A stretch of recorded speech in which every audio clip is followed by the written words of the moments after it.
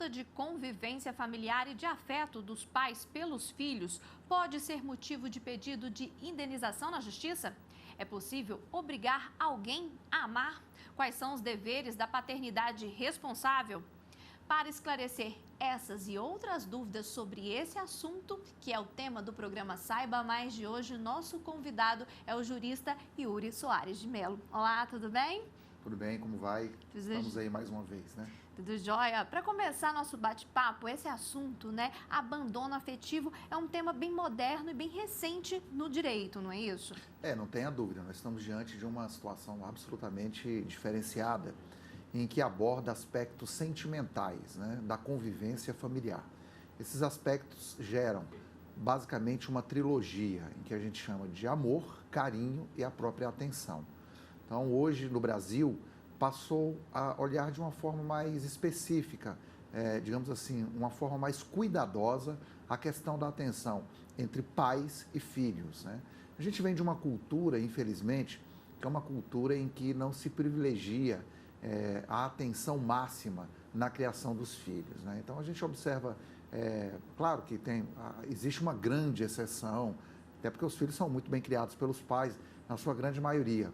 Mas, infelizmente, existem alguns pais que não se comprometem com essa convivência e acham que o fato de pagar pensão alimentícia lhe dá o direito de não ter contato mais com o seu filho. Então, eu estou pagando a pensão alimentícia e não vou ter mais contato com meu filho. Só que a criança, ela passa por um processo de desenvolvimento. Na psicanálise, né, a gente sempre aborda esses pontos como primeira infância, por exemplo, que vai de 1 ano a 5 anos. E nessa primeira infância, é fundamental a participação e a orientação dos pais.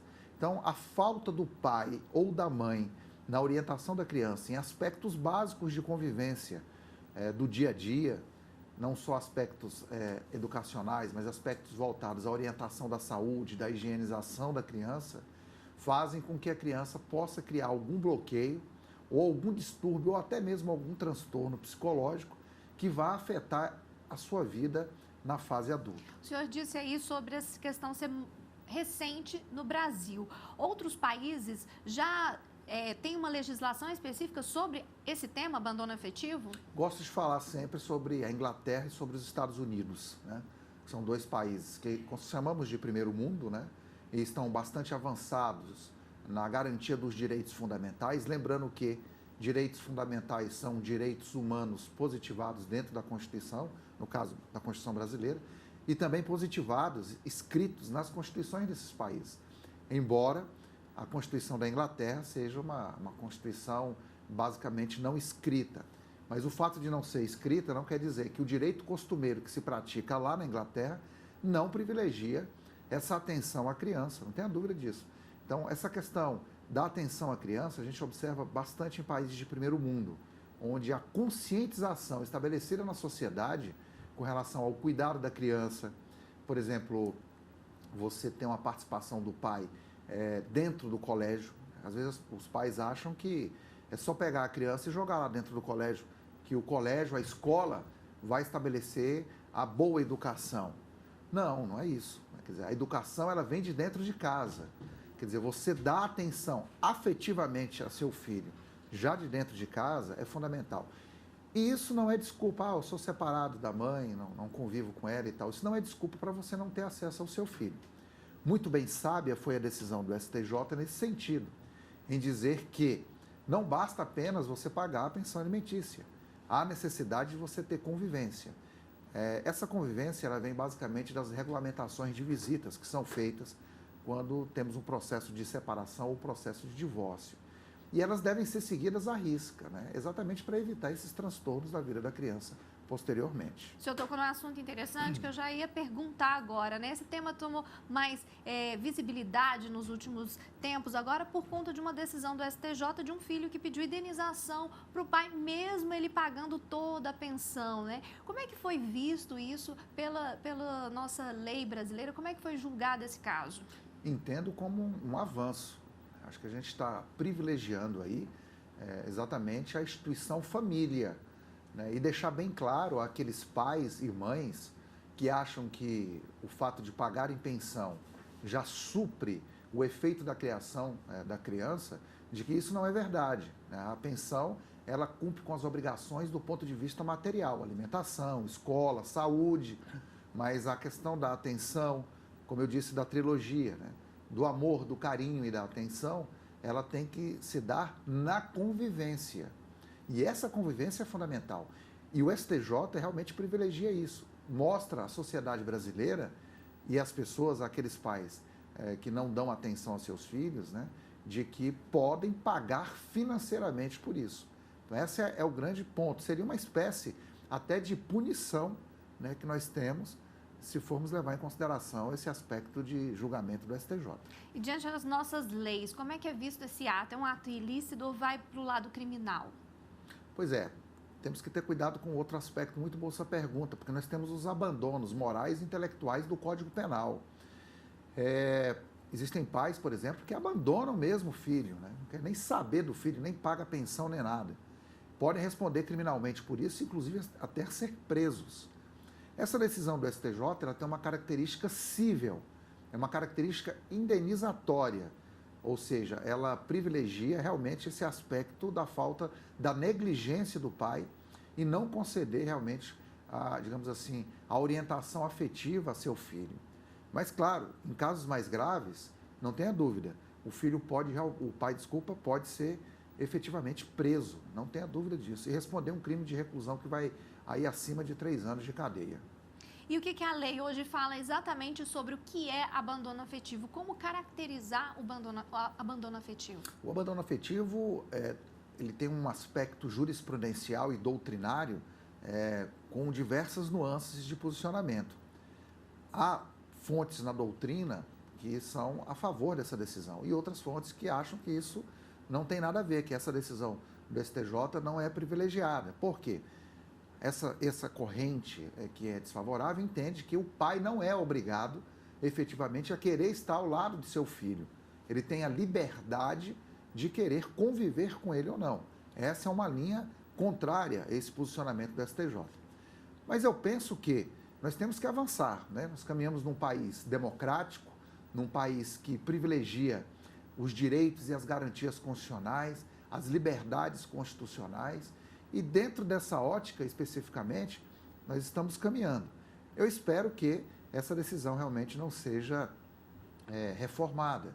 E espero que ela sirva como fonte vinculante aos juízes brasileiros quanto a essa ideia do abandono afetivo. Na verdade, o termo afetivo, ele se reporta à questão do amor mesmo. E que amor é esse, né? Esse é o amor incondicional. É o amor sem cobranças, é o amor em desapego. É aquele amor em que você faz tudo pelo seu filho sem cobrar absolutamente nada. E esse valor da pensão alimentícia, dos alimentos gravídicos, como é que ele é estipulado? Olha, nós temos um binômio na legislação brasileira que se chama necessidades-possibilidades. Então, o juiz vai fazer um encaixe dessa possibilidade e necessidade. A possibilidade de pagamento do pai com a necessidade para suprir, digamos ali, a assistência àquela mulher grávida. Então, é muito relativo, depende. Por exemplo, pessoas que têm... A gente, às vezes, vê uma discrepância muito grande, né? Às vezes, pessoas que são mais ricas, que têm mais dinheiro, pagar, sei lá, 30, 40 mil reais. Vou dar um exemplo apenas de pensão. E pessoas que têm valores menores, pagar meio salário mínimo. Aí você pergunta, como isso pode acontecer? Ora, isso pode acontecer porque o que se leva em consideração é a renda daquela pessoa que vai pagar. Então, é muito relativo os valores que são pagos ali. Claro que, às vezes, valores menores não suprem, né, toda a necessidade da mulher, mas ainda assim, há que se fazer uma adequação com a renda daquele que vai efetivamente pagar. Já que a gente está falando de alimentos gravídicos, vamos deixar bem clara a diferença entre essa ajuda no momento da gravidez e esse abandono afetivo. Quando que um é caracterizado, como que é feita essa diferença? Muito bem. Pelo STJ, o abandono afetivo ele ocorreria, de acordo com a decisão, após o nascimento. Tá? Deixar muito bem claro isso. Nós estamos abordando alguns temas aqui de ordem mais profunda, e aqui eu voltei a um posicionamento doutrinário de que poderia ser também caracterizado desde a gravidez. Mas na decisão do STJ, claro, a observação é após o nascimento da criança e que o pai não teve aquele cuidado de convivência, não teve a orientação devida à criança, quer dizer, então ele realmente abandonou, pagou a pensão, mas não foi aquele pai presente, né, aquele pai orientador, aquele pai que efetivamente poderia trazer grandes benefícios à vida do filho do ponto de vista da orientação. Então, do ponto de vista do STJ, seria realmente após o nascimento. E como que o filho deve buscar esse reparo, vamos assim dizer, se é que tem como reparar? Ou é a mãe que deve buscar isso logo na criança quando pequena, ou não, esperar passar uma fase, chegar à adolescência, às vezes até a fase adulta? Como analisar esse tipo de situação? Boa pergunta. Se for antes uma menor de idade, né, tanto o menor púbere quanto o menor impúbere, que são menores abaixo de 18 anos de idade, a ação pode ser feita pela mãe, aliás, pelo filho, representado por sua genitora. E se for após os 18 anos, é uma ação indenizatória autônoma feita pelo próprio filho. Aí ele vai juntar as provas que caracterizaram esse abandono em relação a seu pai e já existe a possibilidade de você fazer o pedido. Isso vai ser discutido em primeira instância, vamos ver qual o posicionamento do juiz, porque não é uma questão pacificada ainda hoje no Brasil. Então, se for um juiz mais afeto à decisão do STJ, vai dar uma decisão favorável, fixando um valor a ser pago. Salvo engano, no caso do STJ, o valor foi em torno de 200 e poucos mil reais. Isso vai variar de caso a caso e isso vai ser fixado especificamente pelo Poder Judiciário. E como comprovar esse abandono afetivo? Olha, nós temos várias formas, né? Uma das formas mais importantes que eu penso seria a prova testemunhal mesmo, né? Você trazer as pessoas que estavam ali, pode ser até através de informantes, se forem parentes, né? De qualquer forma, para trazer essa informação, o dia a dia, pessoas que conviveram com esse jovem e de que o pai dele não estava presente no seu dia a dia. Eu já vi casos, por exemplo, em situações de pais que não participaram de aniversários dos filhos, até casamentos, não entrou ali no casamento, né, com a filha ou com o filho.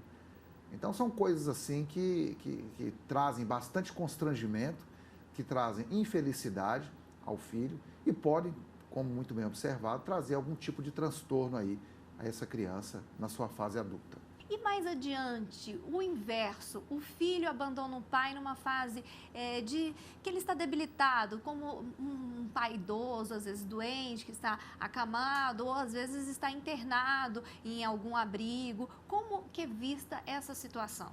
A situação é absolutamente séria. A Constituição Federal Brasileira, a partir do artigo 226, determina que cabe aos pais cuidarem de seus filhos. E na segunda parte desse artigo, a Constituição é bastante clara no sentido de dizer que cabe aos filhos cuidarem de seus pais na velhice, na enfermidade e em outros aspectos que porventura vier a ser necessário aos pais. Então veja que a situação encontra guarida num dispositivo constitucional.